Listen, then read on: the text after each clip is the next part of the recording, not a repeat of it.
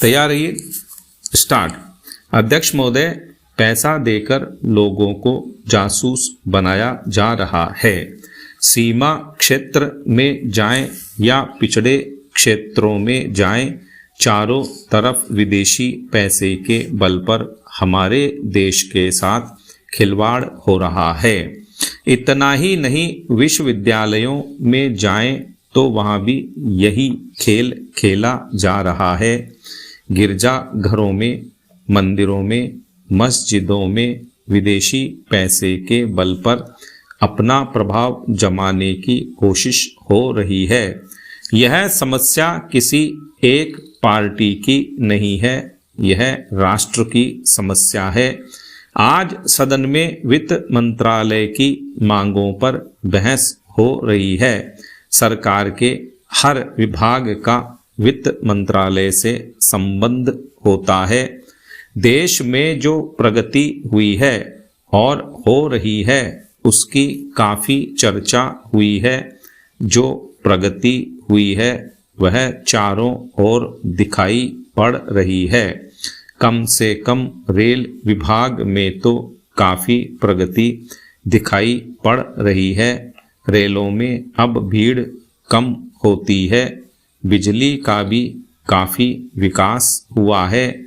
लेकिन देहातों की तरफ हमारा जो दृष्टिकोण है, उसको देखकर कुछ कष्ट होता है।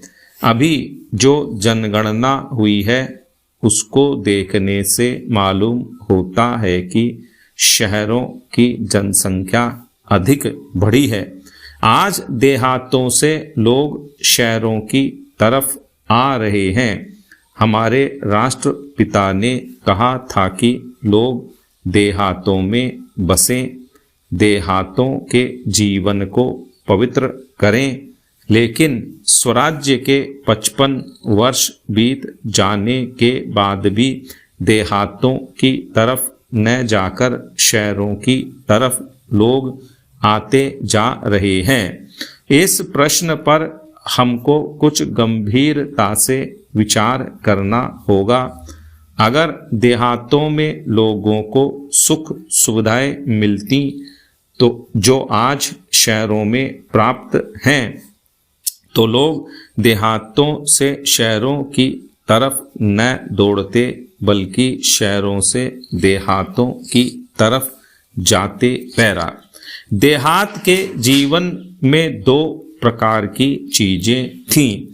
एक तो जमींदारी प्रथा थी और दूसरे वे लोग थे जो रुपए का लेन देन करते थे।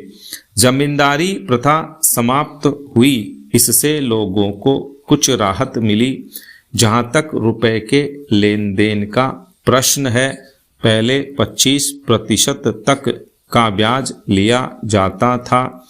उसमें अब कुछ कमी अवश्य है, लेकिन कहीं कहीं तो अभी भी उतना ही ब्याज लिया जाता है, जिससे कर्जा लेने वाला उनके चंगुल से नहीं निकल पाता। सरकार भी अब उचित दर पर कर्जा देने लगी है। इस वजह से कहीं कहीं पर साहूकारों के ब्याज की दर में कमी आई है। स्टॉप।